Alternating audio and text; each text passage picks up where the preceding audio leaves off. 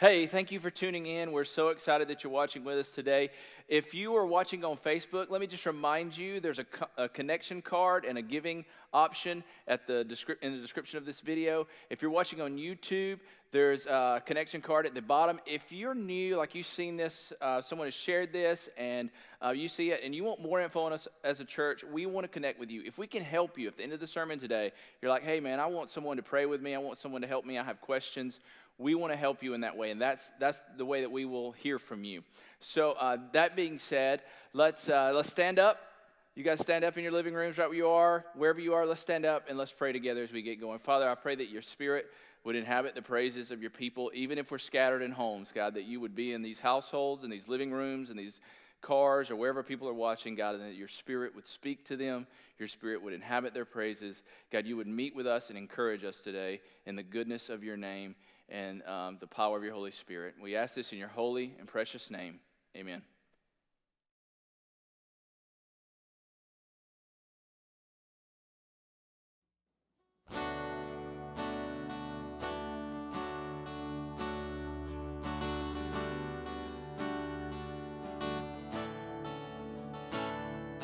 We have seen the pain that shaped our hearts, and in our shame we're still breathing, 'cause we have seen the hope of your healing rising from our souls. Is a feeling we are drawing close. Your light is shining through. So wake up, wake up, wake up, all you sleepers, stand up, stand up, stand up, all you dreamers, hands up, hands up, hands up, all believers, take up your cross, carry it on. Oh, that you reveal with light in us will come.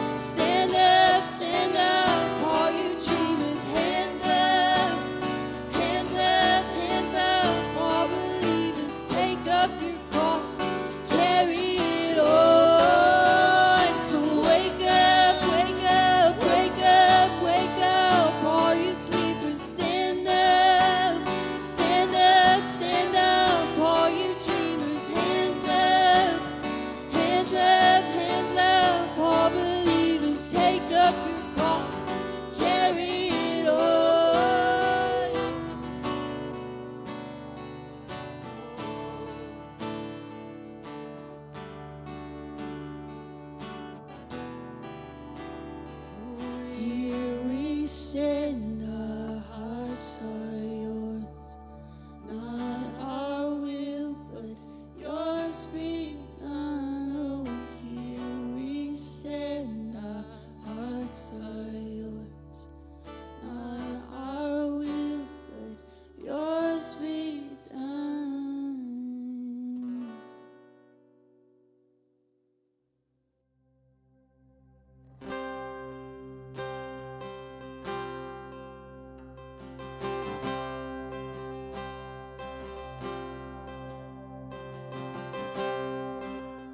Are you hurting, broken within, overwhelmed by the weight of your sin?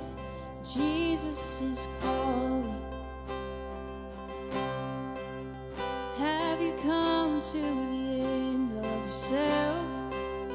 Do you thirst for a drink from the well? Jesus is calling.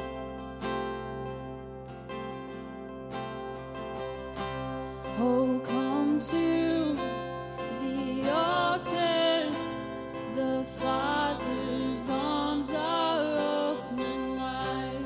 Forgiveness was bought with the precious blood of Jesus Christ.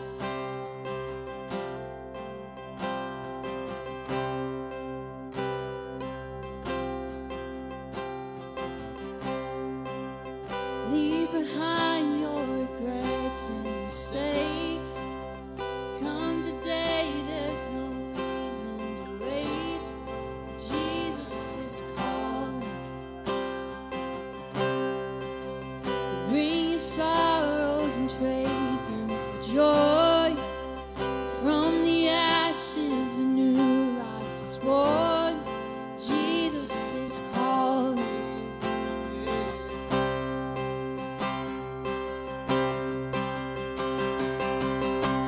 Oh, come to the altar.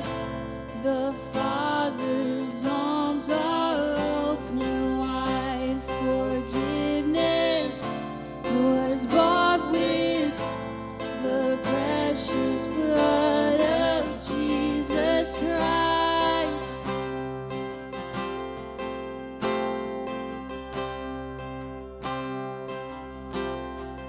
Oh, what a Savior!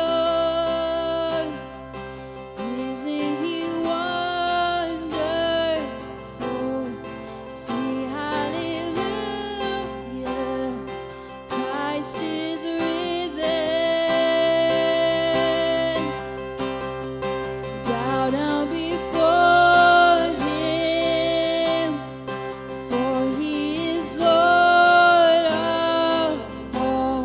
Sing hallelujah! Christ is risen. Oh, what a Savior! Isn't He wonderful? Sing hallelujah! Christ is risen.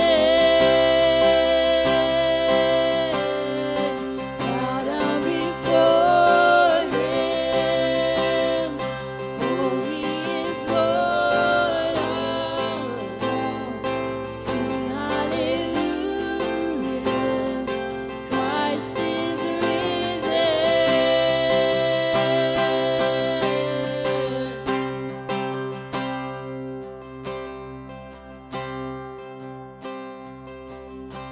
Oh, come to the altar. The Father's arms are open wide.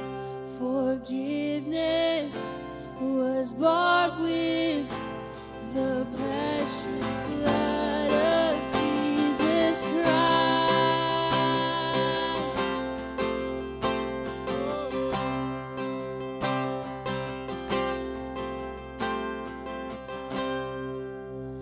Bear your cross as you wait for the crowd. Tell the world of the treasure you found.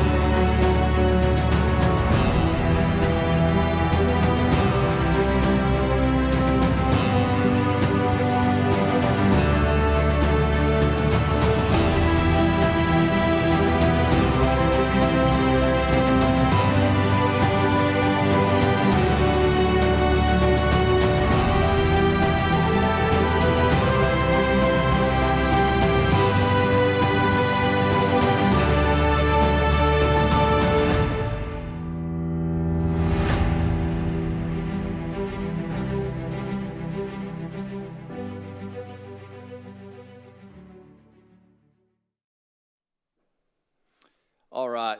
So if you got your Bible, go ahead and turn to 1 Samuel chapter 26. We're going to be in 26 and 27 today, and we're going to continue with this story of David, this dealing with delay. So we're still dealing with delay. We're going to be dealing with delay, and we're afraid for a little while, maybe for a few more weeks, hopefully for a few more weeks, maybe for a month. We don't know, but we're still dealing with delay, and David and his story is dealing with delay. So if you're tuning in from last week, or you caught last week's sermon, it was we talked about David's life, kind of with that kind of whole build up to who David was. He's this national hero who's anointed at 15 years old or becomes this national hero, but he's anointed at 15 years old when he's a nobody. And God looks down and he sees that guy's heart and he says, I see what other people don't see. I see deep within inside a person, and I see deep within this guy, and I want him to be the next king. So he's anointed at 15, but he's got this 15-year journey before he becomes king, before he's actually sitting on the throne. But during that journey, he has about 5 really good years where he goes into like national hero status, where everybody's singing his praises. Literally, they're writing songs about David. And so David has been in that journey, and so where we're going to pick up here in 1 Samuel 26 and 27, if you remember from last week, David has been on the run, so he had 5 good years, and now he's been on the run 5 years, and another 5 years, where Saul, the king in charge, the guy sitting on the throne, gripped with sin, gripped with fear, gripped with pride, just runs around, spends all of his energy, all of his time, all of his focus trying to kill David when David's doing nothing wrong, just waiting patiently. And so David has been this guy who is the man after God's own heart. He's doing things the right way. He's doing life as it should be. He's following God. But along the way, David has some temptations come. And that's kind of where we are in this period. He's out in the wilderness, just as Jesus was out in the wilderness, we see in Matthew's gospel. But David is experiencing these same temptations, but he's experiencing them maybe over a broader period of time. We think probably from last week, we may be a fast forward. We're going to fast forward about a year. Or maybe a year and a half, and David is here on this journey. But if you remember what happened last week, David was tempted with this temptation to act on his anger, to avenge by his own hand, to do God's will his way, and take out this fool, Nabal.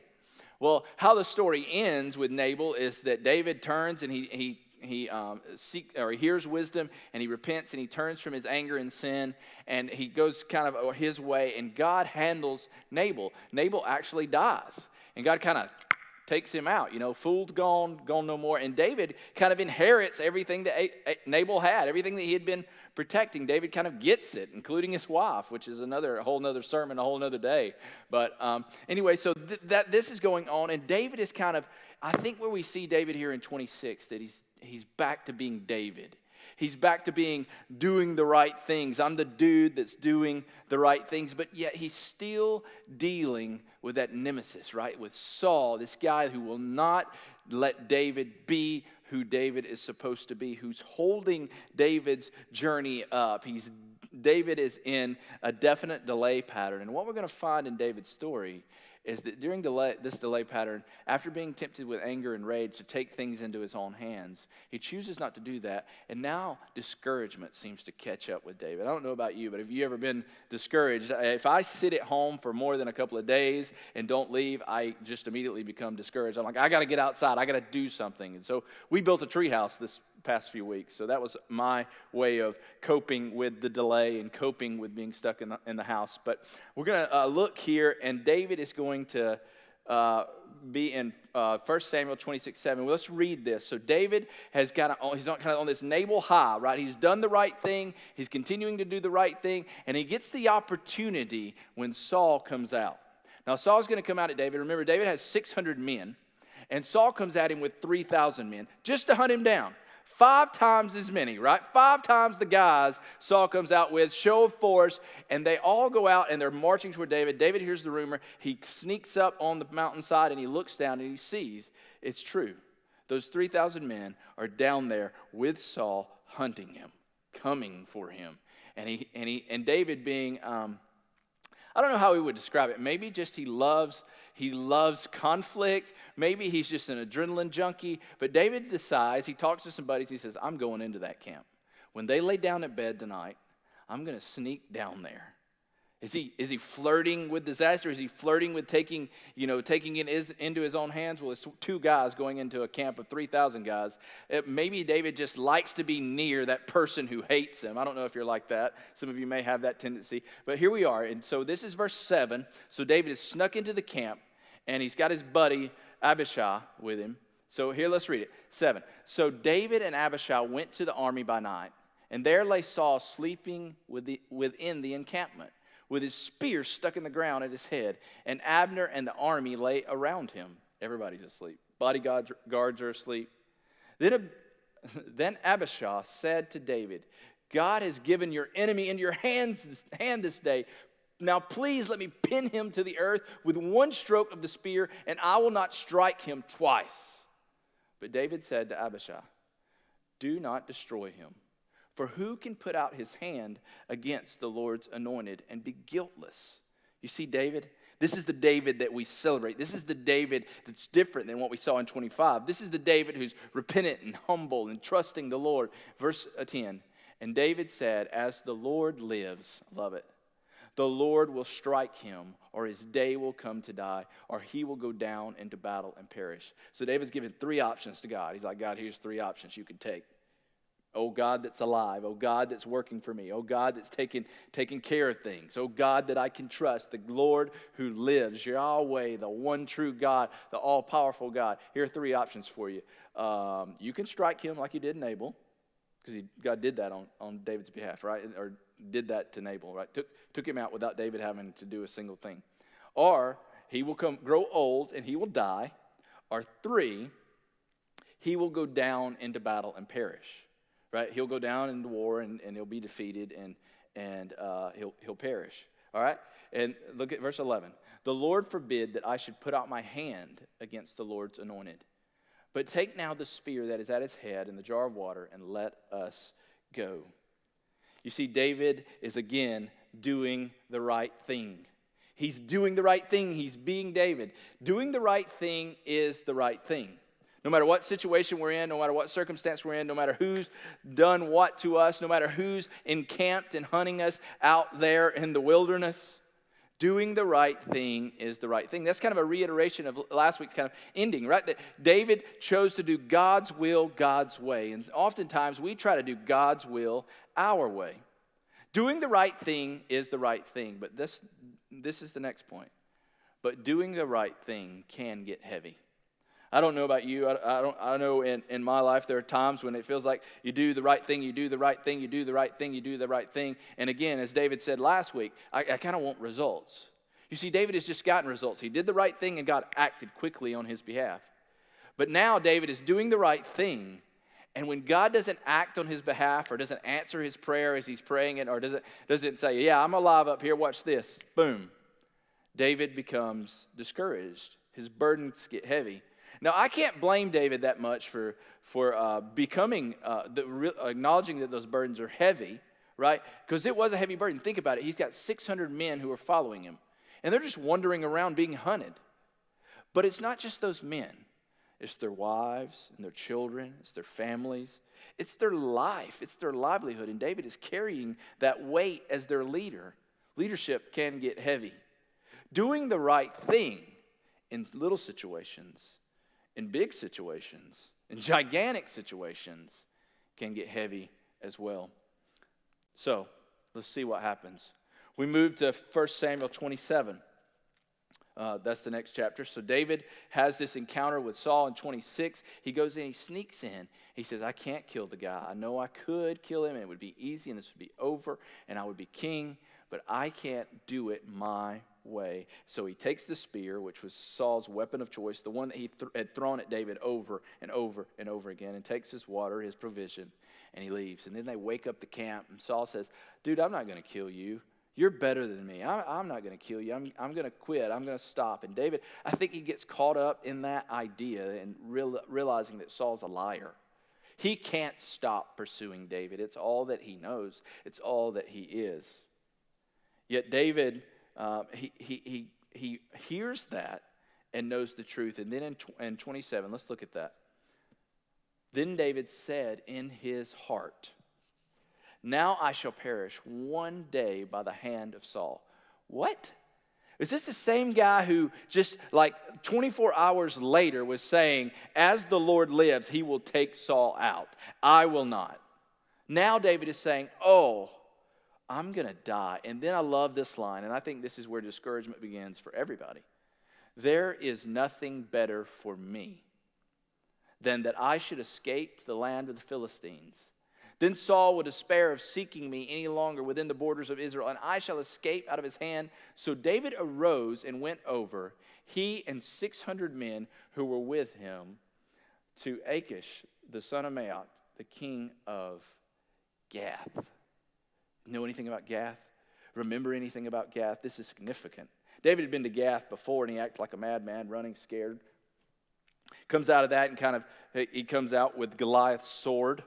Right, the sword that again, like the sling that we talked about last week, he gets the sword. He's got the sword of Goliath, but now he's going back to Gath in his discouragement. Discouragement is this. Discouragement is simply indulgence in unbelief. When the temptation of discouragement comes to you, it says that God doesn't have a plan for you. God doesn't have a plan for me. God doesn't have a future for us. There is nothing better for me. Isn't that the picture of discouragement in our lives? There's no good out there in the horizon. There's no sun rising. There's no parting of the clouds. There's no new tomorrow. There's no new growth, no new birth. Discouragement is simply the indulgence of unbelief. Saying to God, saying to ourselves, even though we may say it to other people, I don't know if God's going to bring me through this. I don't know if God is in control. I don't know if God, as David said in 26, lives, if he's alive or cares.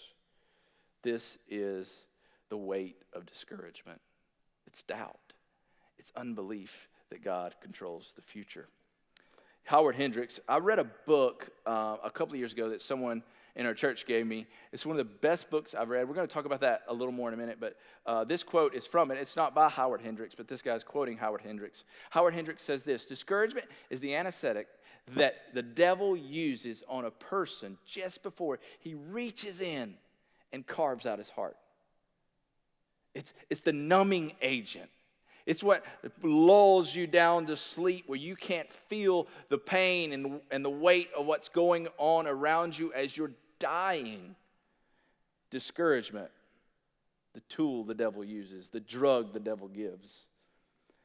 Ray Johnson, who's the author of Hope Quotient, says this: discouragement is even deadlier than some contagious diseases.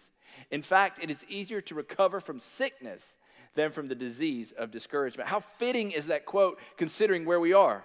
Like that we are on lockdown, we are on quarantine, we're not meeting, and we may not be meeting for a couple more weeks or 3 or 4 more weeks, we don't know, as a result of a disease, right, that is highly contagious. Quote's very fitting that there's this sickness of discouragement. You and I may get the common cold. You and I may get the flu. We may get the coronavirus and be over it in a month. Maybe be over it in 2 or 3 days. Maybe over it in 6 weeks. But discouragement has that ability to sink its claws, its teeth deep down into us, hold us down.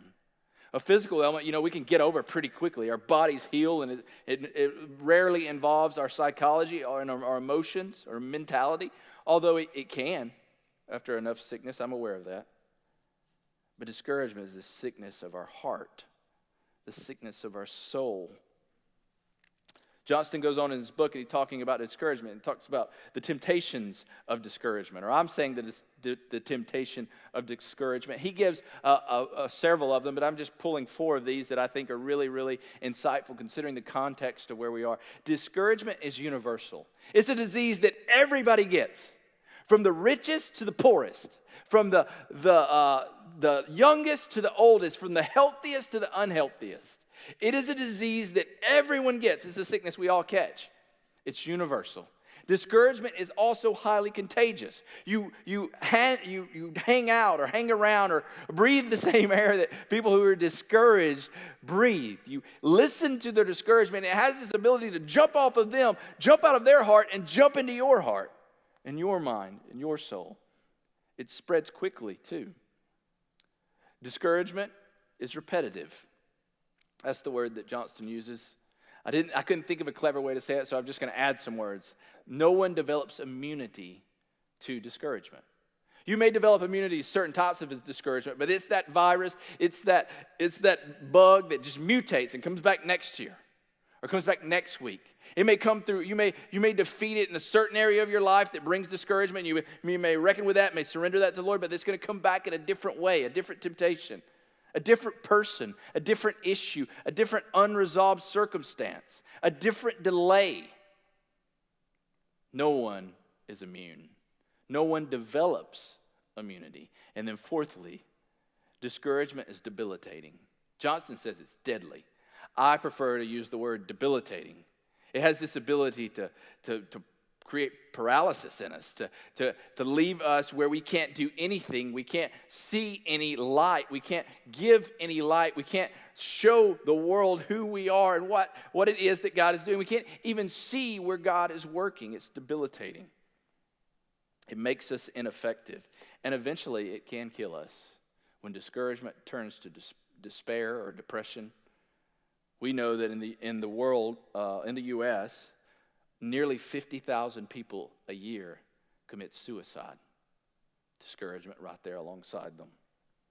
Worldwide, 269,076 people last year committed suicide. Right in line with the flu numbers. Death by flu. Discouragement is a debilitating disease that can bring about death. Death of our soul, death of our life, all together. And David's discouragement leads him to a dark place. It leads him, as we said earlier, back to Gath. Now, for those of you who may be like, man, I don't know what Gath means. That's like, you mean like a gaff, like you stick stuff when you're fishing, or like tape that we use on the stage if you're a sound guy, right? That's gaff tape. No, Gath is the home, the city of Goliath. So imagine David, this national hero in Israel, the hated enemy of the Philistines, walking up into Gath.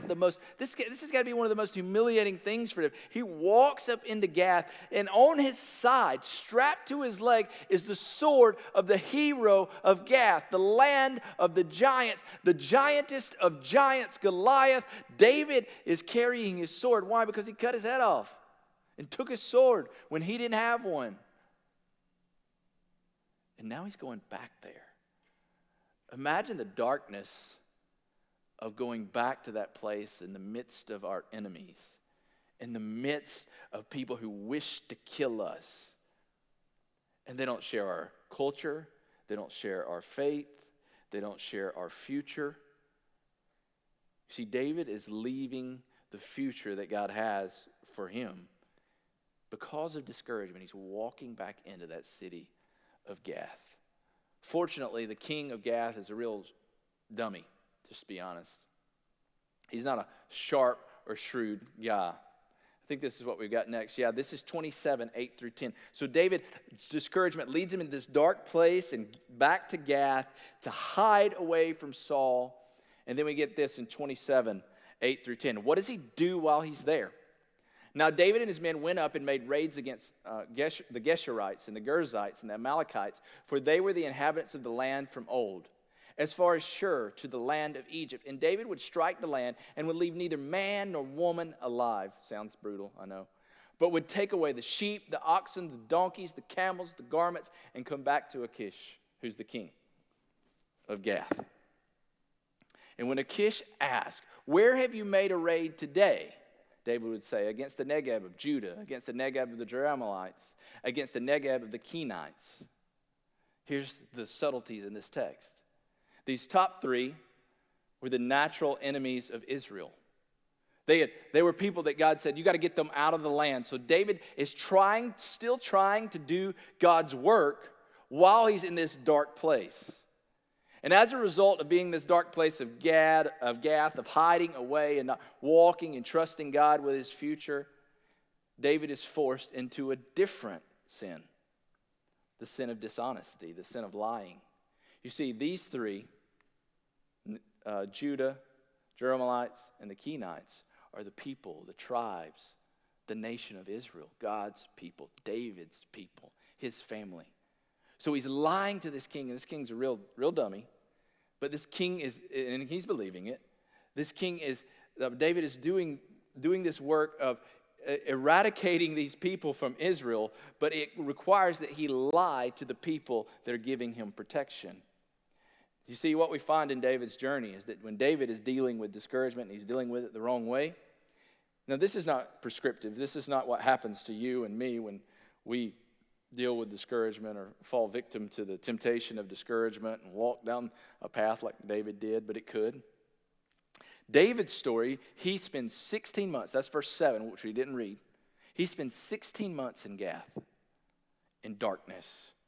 Think about it. Think about all the Psalms that you read about. Oh, how I long to be in the house of the Lord. How lovely is your dwelling place, God. How I want to be near you. And he has run away from it. Why? For discouragement. This belief, or this disbelief that God has a plan, that God is in control, that God is directing David's path. 16 months away from the Lord, the will, and the way that God had for David, and he grows in dishonesty for 16 months. And then the truth of it, if we had time to cover all of it, the truth of it, the Philistines, the people that are giving David shelter, eventually turn on him, say, "Get out of here. You're not trustworthy. We know you're lying to Achish, and he's a fool."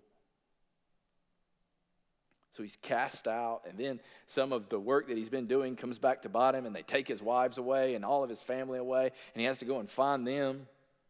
It's a real mess that David's in. So, enough about David. What about us? What about me? What about you? How do we deal with discouragement? We know not to deal with it his way, right? We know not to run away to our enemy. We know not to be lying about things, right? That's like, be a good person one-on-one. But how do we do it? We get encouragement. I know it's simplistic.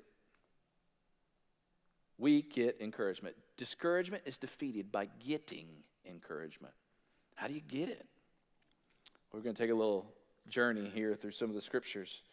We get encouragement by believing in and on Jesus. John, this is from an article from Desiring God by John Piper. And he talks about how discouragement is this indulgence of unbelief, the sinful indulgence of unbelief. But he writes from this passage in John 14. Now, Jesus is talking to his disciples prior to going to the cross. And he says this, "Let not your hearts be troubled. Believe in God and believe it also in me." So they got trouble going on. They get discouragement. They're like, we don't know if you're in control. We don't know if you got the future. And he says, hold up, boys. Let not your hearts be troubled. That picture of discouragement, a troubled heart, a downtrodden heart of despair coming in. It's a command. It's not like a good suggestion like, let not your hearts be troubled. Let me pat you on the head. I'm going to make everything okay. It does mean that. But he's saying that very emphatically in that language, very directly, like your mama saying, get your clothes up out of the floor. Jesus is saying to us, take hold of your heart, fight for it. And how do you fight for it? You believe in me. Believe in God. Believe in Jesus. Jesus would go on in 14:6 and he would say, I'm the way, the truth, and the life. No one comes to the Father except by me. The greatest encouragement that you can ever have is the encouragement of knowing that Jesus died and rose and that you've taken hold of that. That you are on the way to heaven. You are on the way of God, and it is a trustworthy road. Get encouragement by believing in Jesus. That's where it starts for all of us. And then we get encouragement from the Bible. Now and we can believe in Jesus and place our trust in him, but we get encouragement from the scriptures, from the Bible. When we read stories like David's and go, man, he messed that up. I don't want to do it that way. But what we know about David's story is he went through all this difficulty and turmoil for 5, 6, 7, 8, 9, 10 years. But eventually, God still in his grace, in his mercy, while David is turning and running, God says, hey, it's done. As the Lord lives, so Saul goes down into battle and Saul dies at the hand of the Philistines. And it just so happened that David was kicked out. It wasn't there. God is in control. We read these stories and we go, he is in control for thousands and thousands of years, for generation and generation of people. Story after story. It's the story of God being in control. So let not our hearts be troubled. We could go to the Psalm and read Psalm after Psalm of David crying out to God and God answering. You answered my prayers. And then the very next verse, the very next phrase, he's like, where are you, God? Where have you been? If you want to look at Psalm 73, that's one. Then there's Romans 8, which is my favorite encouragement from the Bible. Who shall separate us from the love of Christ? Shall tribulation or distress or persecution or famine or nakedness or danger or sword? He's asking a rhetorical question. Who can separate us from the love and the will and the work of Christ? He goes on to say in 36, which I've omitted for space, he says, we're like sheep being slaughtered. We're dying day in and day out. And even though we are, he answers the question, no. Nothing can separate us. No, in all these things, we are more than conquerors through him who loved us. The love of Jesus saves us, empowers us, strengthens us, encourages us. Get encouragement by believing in Jesus. Get encouragement from the Bible. Get encouragement by asking God. This is Psalm 61. David wrote it himself. Hear my cry, O God. Listen to my prayer. From the end of the earth I call to you when my heart is faint. Lead me to the rock that is higher than I. Think about that. That rock I can crawl up into that's taller than I am, that's away from the bears and the tigers and the boogeyman. For you have been my refuge, a strong tower against my enemies. David says, lead me to you, the rock. Lead me to a saving place. Let me find encouragement. He's saying, God, encourage me. God, take care of me. We get encouragement by asking God. I think sometimes when we're feeling discouraged, when we're feeling downtrodden, when we feel like we're struggling with doubt and belief that God is in control, that God has a plan, that God has something for us, that tomorrow will be better because God is in it and he knows what tomorrow holds. I think oftentimes when we feel that way, we don't feel that we can go and ask God to encourage us. We can go and ask God to help us. Oftentimes when we get to that point where discouragement takes root in us, we feel, as that quote says, we kind of feel numb to God. Like he's not there. Like he doesn't care. But even when we're feeling discouragement, we are to go to God and ask him for encouragement. Ask him for hope. Fourthly, get encouragement from friends. Ecclesiastes 4:9-12, specifically talking about a friend. 2 are better than 1. David's son wrote it. 2 are better than 1 because they have a good reward for their toil. For if they fall, one will lift up his fellow. But woe to him who is alone when he falls and has not another to lift him up. Again, if 2 lie together, they keep warm. But how can one keep warm alone? And though a man might prevail against one who is alone, 2 will withstand him. A threefold cord is not quickly broken.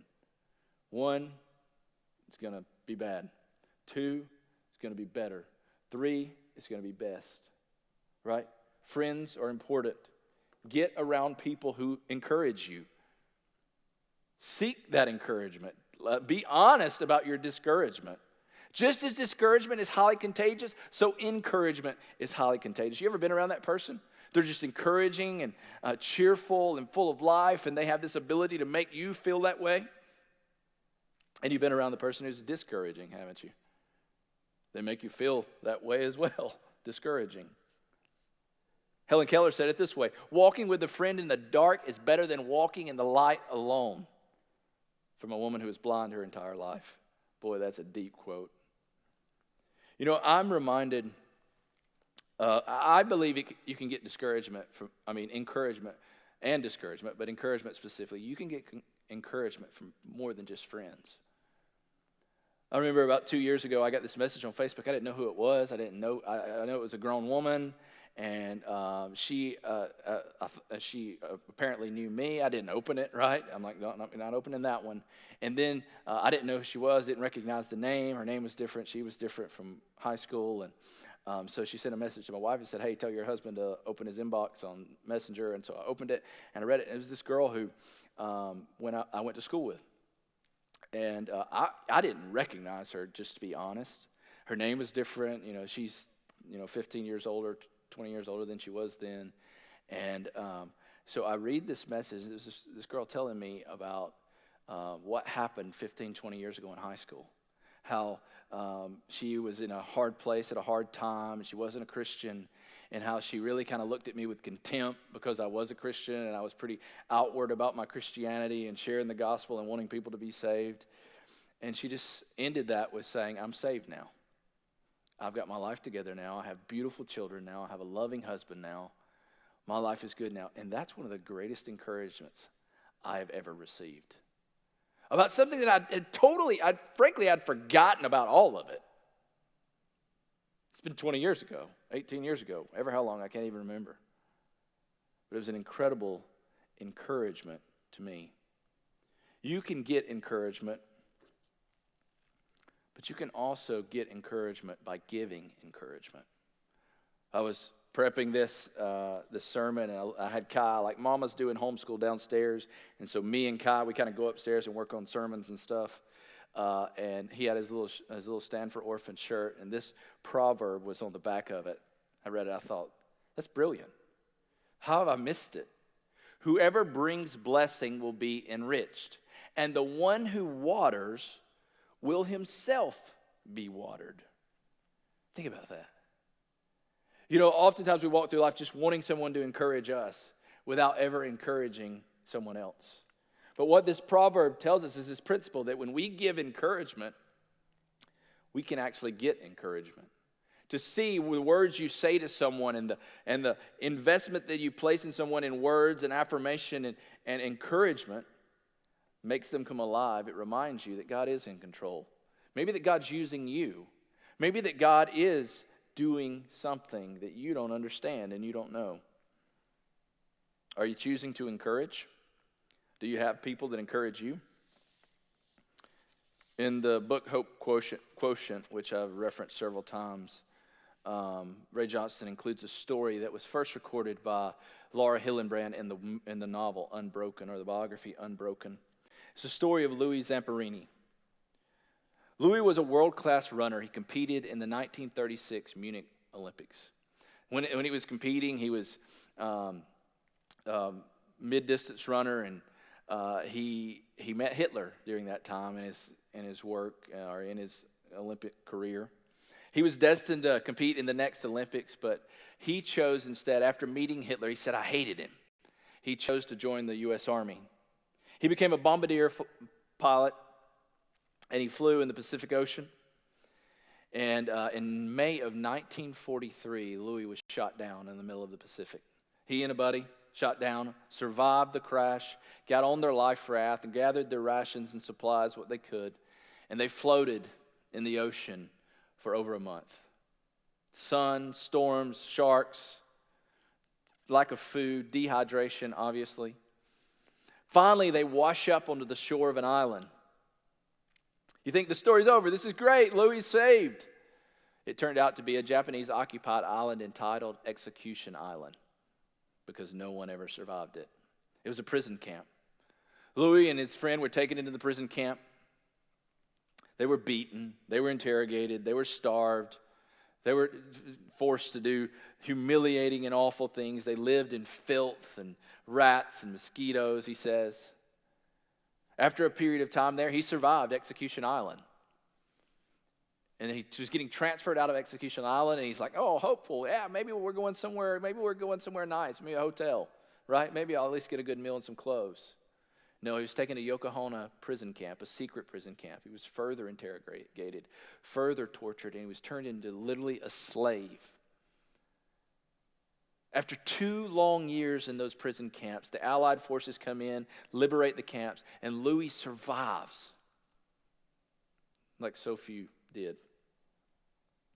He's taken back to the States, and he becomes a national hero, right? He's celebrated. He's parades in his honor, his Hollywood Walk of Fame. He's this worldwide hero or nationwide hero.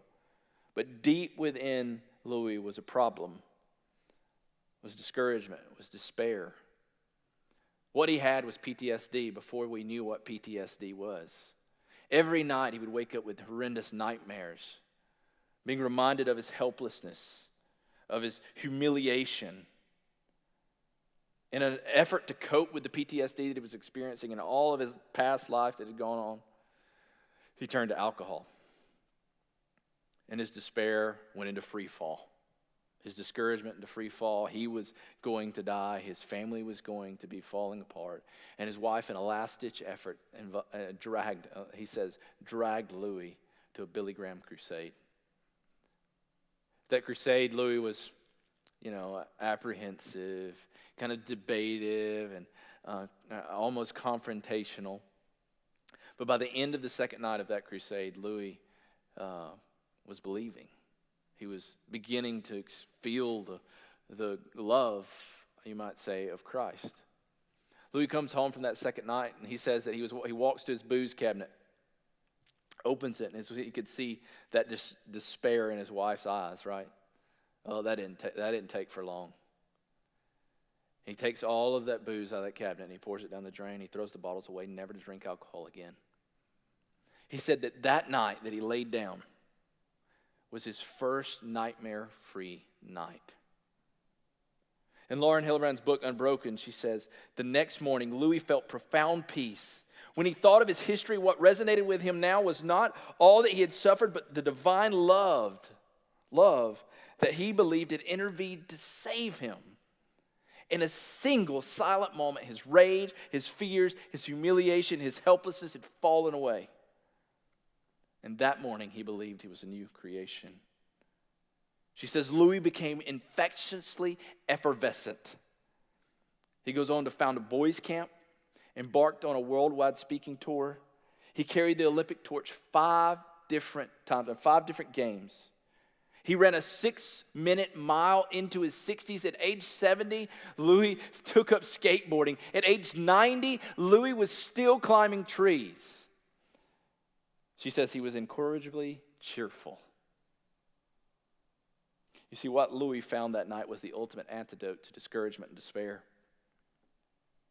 What he found was true and everlasting hope from a true and everlasting God who says, there shall be nothing that shall separate you from my divine, all-knowing, all-encompassing, never-ending, never-stopping love.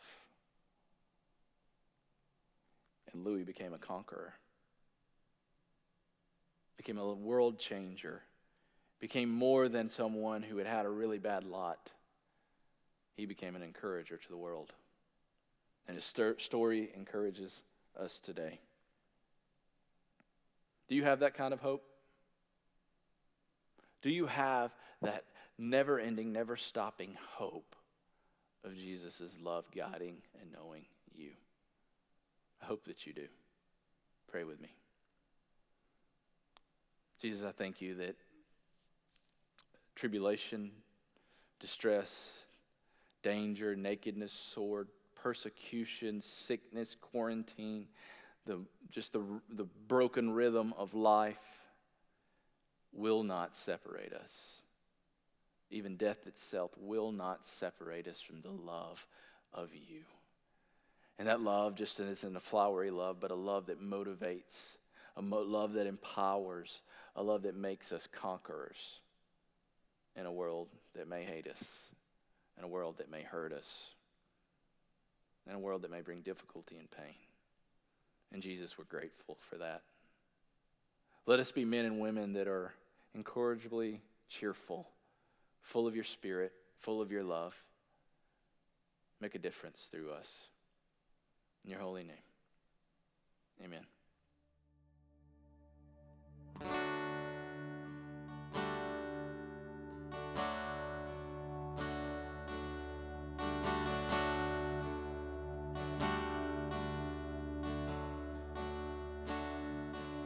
I've been strong and I've been broken within a moment. I've been faithful and I've been reckless at every bit. I've held everything together and watched it shatter. And I've stood tall and I have crumbled in the same breath.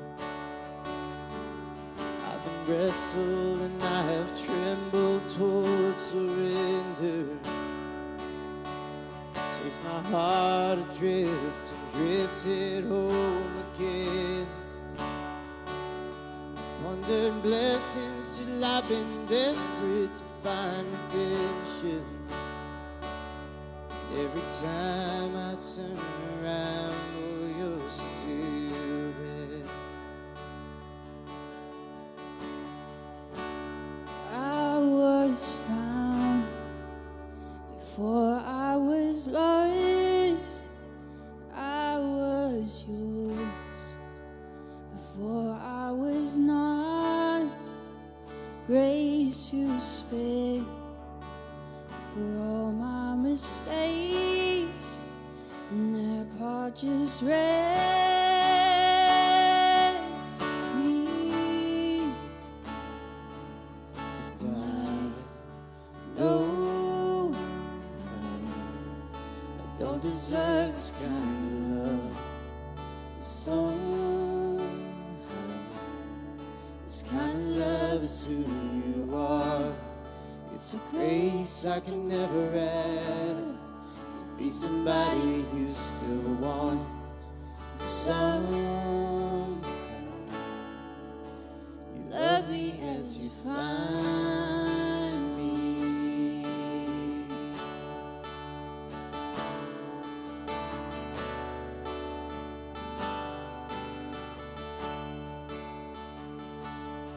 Who am I to think your glory needs my praises? If this borrowed breath is yours, Lord, take it all. And you are faithful and you are gracious, and I'm just grateful to think you don't need a single thing, and still you want my heart. I was found before I was lost. I was yours before I was not. Wear the scars for all my mistakes, and that part just wrecks me. And I know I don't deserve this kind of love, but somehow this kind of love is who you are. It's a grace I can never add to be somebody you still want. And somehow you love me as you find me. You love me as you find me.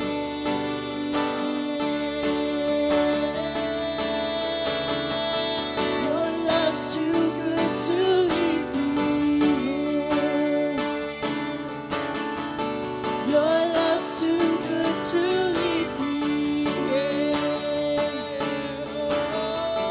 Your love's too good to leave me here. Your love's too good to leave me here. If you want my heart, I won't second guess. 'Cause I need your love more than anything. I'm in, I'm yours. Your love's too good to leave me here. Your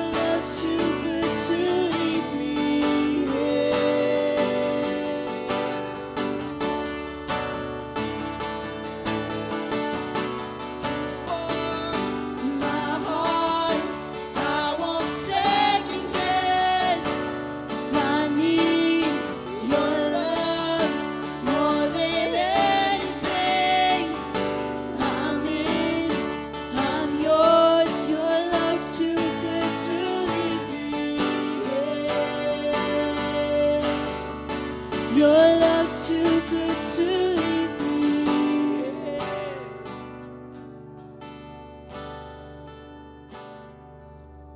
And I know I don't deserve this kind of love. Somehow this kind of love is who you are. It's a grace I can never add to be somebody you so want. Somehow you love me as you find me. You love me as you find me. Yes. You love me as you find me. Yes. You love me as you find me.